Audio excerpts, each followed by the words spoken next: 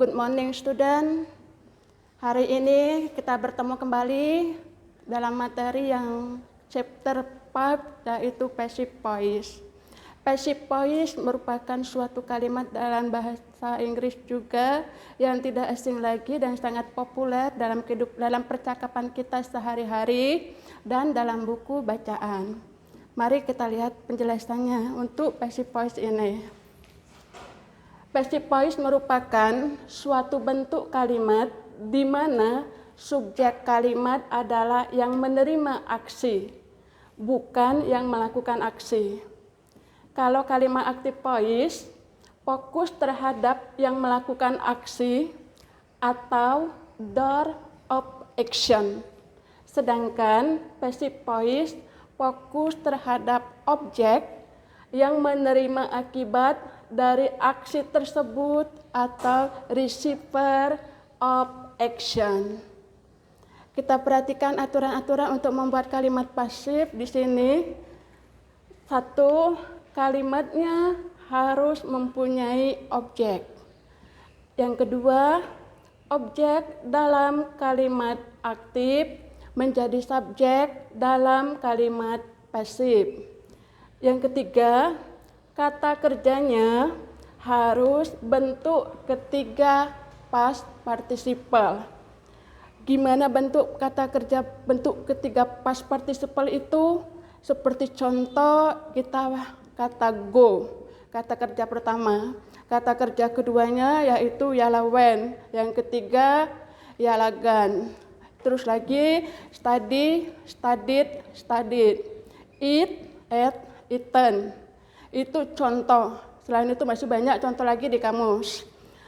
Nah, selanjutnya didahului oleh to be. To be-nya di sini apa? Am, is, are, was, sama were. Yang keempat, susunan kalimat menurut tenses di sini. Kita tahu dalam bahasa Inggris ada 16 tenses yang sudah diajarkan. Di sini kita tidak membahas semuanya, tapi hanya beberapa contoh atau tenses saja yang akan memberikan untuk passive voice di sini. Yang pertama yaitu simple present. Ini pola kalimat. Pola kalimat yang membuat di sini itu untuk kalimat pasifnya, yaitu subjek, to be-nya kita gunakan am, is dengan are, sudah itu bab ketiga. Perhatikan contohnya di sini. Ya, Mr. Winata teaches my class. Ini kalimat aktif. Oke. Kita lihat di sini. Ya. Mr. Winata ini adalah subjeknya di sini. Teaches ialah bab 1 ditambah penambahan es, my class ini adalah objeknya di sini. Salah satu ciri untuk membuat kalimat aktif itu objek di kalimat aktif menjadi subjek di kalimat pasif di sini. Berarti kalimatnya my class. Oke. To be-nya apa di sini? Pakai is karena dia dianggap singular, dia menggunakan to be-nya is. Sudah itu kata kerja ketiga dari teaches yaitu taught di sini. Is taught by Mr. Winata. Ini kalimat pasif, ya. Ini my class, ini subjeknya di sini. Ini to be-nya. Ini bab ketiga, ini objeknya. Ini untuk simple present tense. Yang kedua, ini adalah bentuk simple past tense. Berarti simple past tense maksudnya bentuknya lampau di sini. Ini rumusnya ada subjek menggunakan to be-nya was atau were, ya. Sudah itu menggunakan kata kerja bentuk ketiga di sini. Coba kita perhatikan contoh kalimatnya di sini. Ini ada Mary, ya. Mary di sini subjek, took di sini bentuk kata kerja kedua, ya. The book di sini objek di sini. Oke, sekarang kita ubah di sini. The book dia menjadi subjek, ya. The book ini merupakan singular, maka kita menggunakan to be-nya yaitu menggunakan was. Oke, ini to be. Kata kerja ketiga dari kata took yaitu taken. Ini bab ketiga. By, taken by Mary.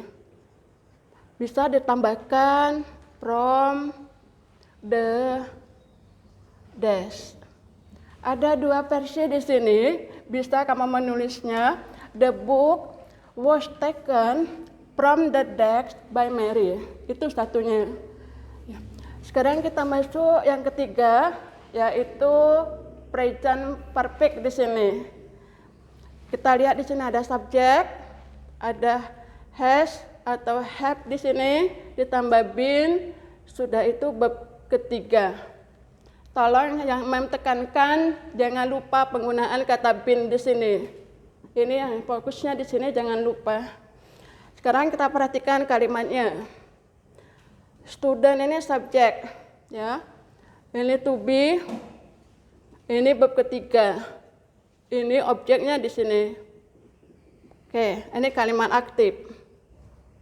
Kita mau mengubahnya kalimatnya kalimat pasif, berarti objeknya menjadi subjek. The lesson. Oke. The lesson ini dianggap singular, maka kita menggunakan has. Beda ya. Kalau ini kan jamak dia pakai have, sedangkan ini dia dianggap tunggal, dia menggunakan has. Jangan lupa ditambah been di sini. Babnya bab ketiga. By the student. Ini kalimat pasif. Oke. Ini bab 3, ini has tambah been. Objeknya di sini pindah ke belakang. Sekarang kita lanjutkan present continuous tense di sini. Ada subjeknya di sini, ada am, is, are, being. Ini penekanannya pada kata being. Sudah itu bab ketiga. Ini ada she, ialah subjek, is ini to be. Oke. Typing, bab 1 plus ing. Ini objeknya di sini. Ini kalimat aktifnya. Gimana kita mengubahnya menjadi kalimat pasif? Kita perhatikan objeknya menjadi subjek. Berarti the letter. Oke, subjeknya. Berarti dia menggunakan to be-nya yaitu is. Ditambah apa? Being. Bab 3 dari typing yaitu type di sini. Oke. She dia menjadi by her. Ini kalimat pasif. Nah, di sini her di sini boleh kalian tulis, boleh tidak. Karena orangnya tidak pasti di sini. Jadi boleh ditulis, boleh tidak, atau bisa kamu langsung the letter is being type saja. Tidak masalah di sini. Nah, sekarang yang kelima yaitu modal pasif. Subjek, modal, be, bab ketiga. Sini hanya memberikan beberapa contoh. Modal dalam bahasa Inggris itu ada kata should, shall, ada may, ada can, dan seterusnya itu. Nanti bisa kamu pelajari di buku modul kita yang memberikan, oke. Sekarang kita lihat di sini subjek. Ini ada modalnya. Ini bab 1 ya. Ini this letter, objeknya. Tomorrow, adverb of time. Keterangan waktu di sini. Kita mau mengubahnya menjadi this letter. Oke. May be. Ini. May be sent by her tomorrow. Inilah anak-anak materi kita tentang passive voice. Mungkin nanti akan memberikan di modul keterangan lebih lengkap lagi tentang materi-materi yang passive voice ini, atau kamu bisa juga membaca di buku-buku referensi yang lain yang berkenaan dengan masalah pembelajaran kita chapter 5 yaitu passive voice. Mem kira cukup sampai di sini dulu. Mem ucapkan assalamualaikum warahmatullahi wabarakatuh.